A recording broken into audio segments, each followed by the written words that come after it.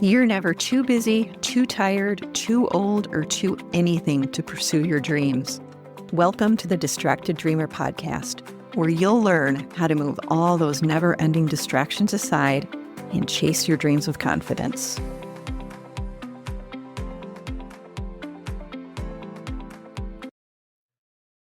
Hey, welcome back to the Distracted Dreamer podcast. I'm your friend and host, Carlene, and I'm very happy to have you here today.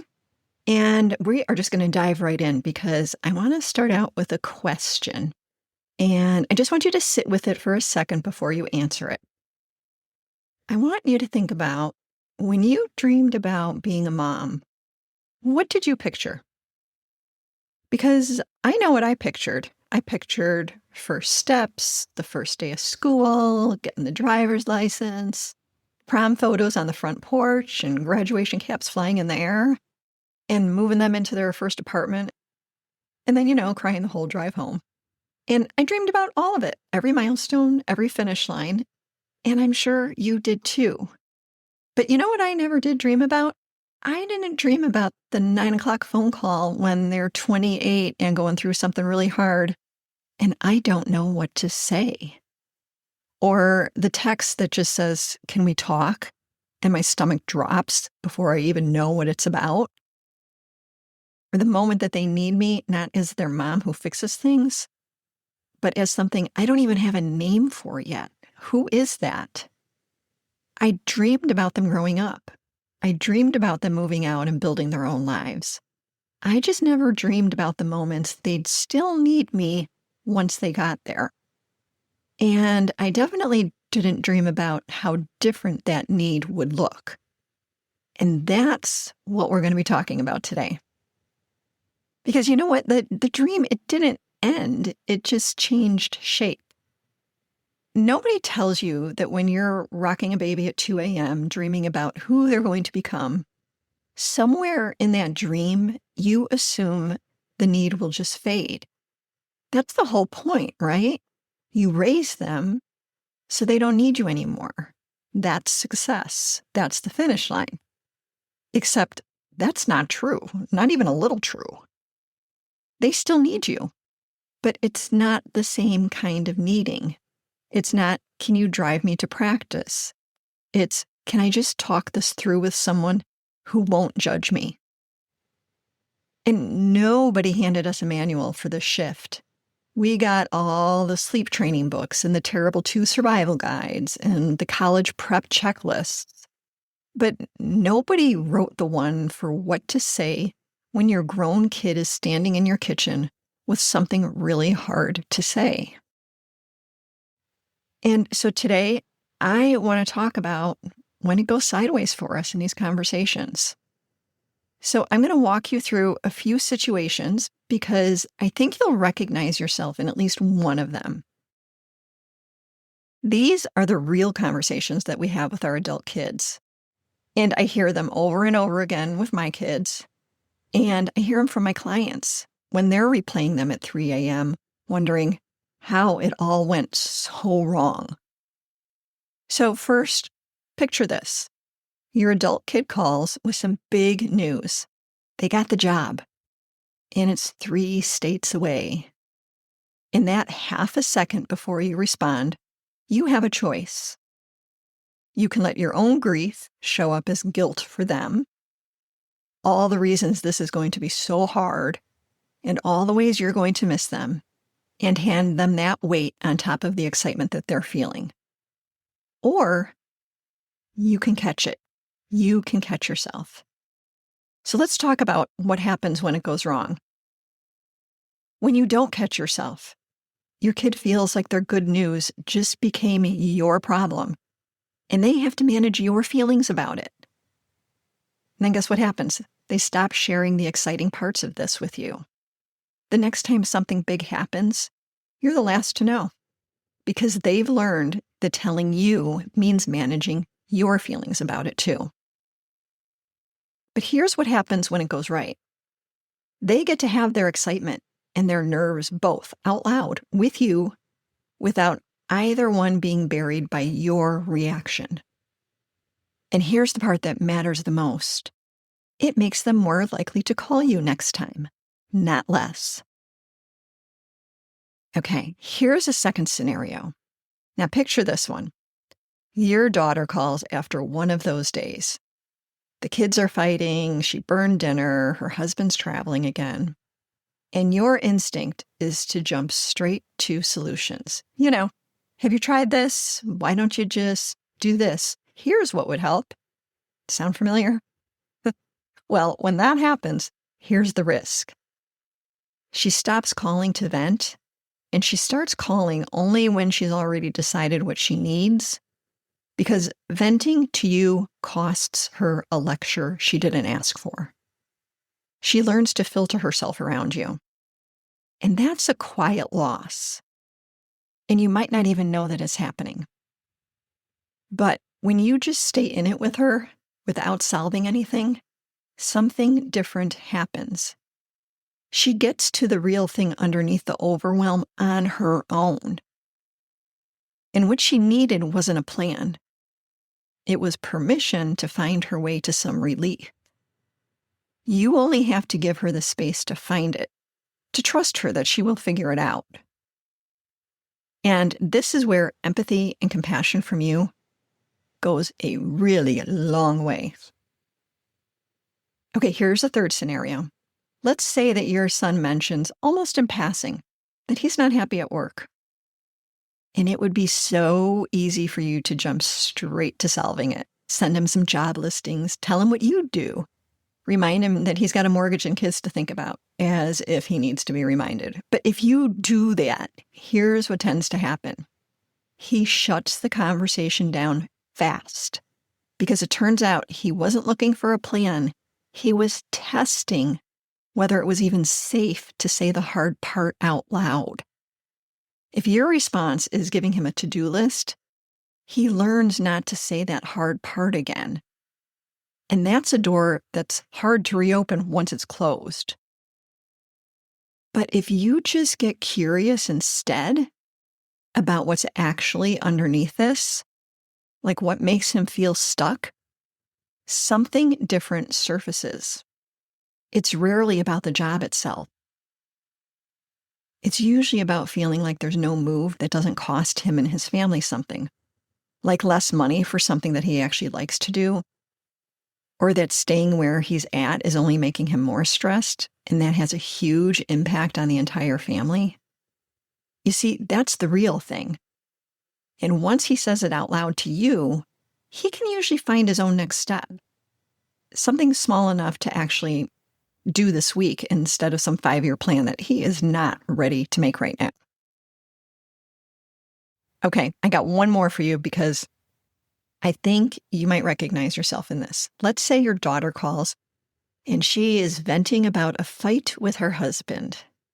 This is the one where the instinct to jump in and defend her, or worse, to say something about him, is the strongest. If you take a side, here's the cost. It's not just tonight's fight anymore. Now you're building a case against your son-in-law, and that follows your relationship with him long after this argument is forgotten. And even worse, your daughter isn't venting anymore either. Instead, she's latched on to you taking her side as if it was yours to take. But when this passes, and it will, she will remember what you said about her husband, and she's not going to want to hear that again. And that changes what she's able to bring to you in the future. So instead, if you can just stay her mom, don't be a witness for the prosecution here, she gets to work through what she actually wants from the conversation with her husband on her own terms. And she gets to keep coming to you when things are hard, because she knows you won't ask her to choose a side that she never wanted to choose. So, I don't know if you saw yourself in any of those, or any of those scenarios sounded so familiar to you. But what I want to talk about is the things that these 4 scenarios have in common. Notice the pattern. Every time we jump to fixing, or jump to giving an opinion, or jump to managing our own feelings first. We make it about us. We take something away from them. We take away the chance for them to figure it out themselves. We take away the safety of being able to say the hard thing out loud to someone. That's what they want. That's what they need. And slowly, without meaning to, we teach them to bring us less. And every time that we can just stay present instead, ask instead of tell, be curious instead of solve, the opposite happens. They trust us with more, not less. They come back sooner, not later. And they walk away from the conversation having actually solved something themselves, which means next time they'll trust themselves a little more too. Now, here's what I want you to sit with, is it's not our right to take that learning away from them. Even when we could probably get them to the answer faster, even when we're pretty sure we know what they should do, that's not our call to make anymore. It's not our call. And I get it. With adult kids, the stakes feel higher, don't they? You know, little kids, little problems, big kids, big problems. And I'm not going to pretend that the constant need to fix, to be the one that everybody needs, isn't exhausting. I mean, how do I truly believe it that I know the answer and not say it? But I think when I manage myself with the wisdom of not knowing everything, every conversation with my girls gets easier. The first part of the shift, it happens in me, how I show up, what I trust and what I believe. And the second part is the actual conversations. What to say, what not to say, how to say it, whether to share my story or hold it back, whether to offer advice or to just listen. It's about how I talk with them. I don't communicate with my 24-year-old the way I did when she was 14. I've had to learn to listen more, to ask more questions, and to trust them to tell me what they actually need. It took me a long time to get there, honestly, mostly by getting it wrong first. So I made something for that second part, the conversation part, because I've been there too. You love your adult kids, but somewhere along the way, the conversations got harder. And you second guess everything before you say it, and then you replay it after. And then there's the days that you say too much, and you can feel them pull back. Or the other days when you say nothing at all, because nothing you can say feels safe. And the quiet between you, it keeps growing in a way that scares you a little. I know it scares me. And here's what I want to remind you of, is you are using the only script that you've ever known. But it was written for a different season. So what I've done is I've created something for you. This is your new script. I've created 5 steps and script starters for each step. It's called Become the Mom They Actually Want to Call. It is a very detailed guide, but in addition to that, you are going to get coached through the entire process in your inbox for 5 days. That's it. You just have to open up your email, read the emails, listen to the 2 to 3 minute video that I have for you every day, and you will be changing your conversation with your adult kids in no time. Think of it as it's a little mini coaching program for you to have more confident conversations with your adult kids so that they keep coming back to you, not because they want you to fix it, but because you're their safe place where they can find their own best answers. And that is a beautiful thing. So if you're looking for that second part, the conversations you replay after you think you overstepped, or the ones where you stayed silent out of fear of pushing them away, click the link in the show notes or go to coachcarlene.com/pause so you can show up confident and never end a conversation second-guessing yourself. And before I let you go, I want to leave you with this. You dreamed about who they'd become. You didn't dream about this part where they're grown and they still need you, just differently. That's a whole identity shift for you as a mom. And this part is real. And it's worth learning how to do well because our kids are going to be adults for the rest of their lives. This is it. Because being needed like this at this stage, it is still one of the greatest privileges of being a mom. So if you thought of someone during our conversation today who could use this, share this episode with them. Because we can learn to show up differently for our adult kids. And it's so much easier knowing that we are not alone in this. All right, my friend, I've really loved having you here today. And if you have any comments or questions for me, please send me a text. The link is in the show notes. And I will be here next week to welcome you into our next conversation. Bye for now.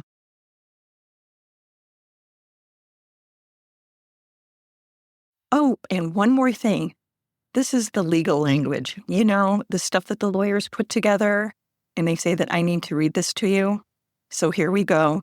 This podcast is presented solely for educational and entertainment purposes. I'm just your friend.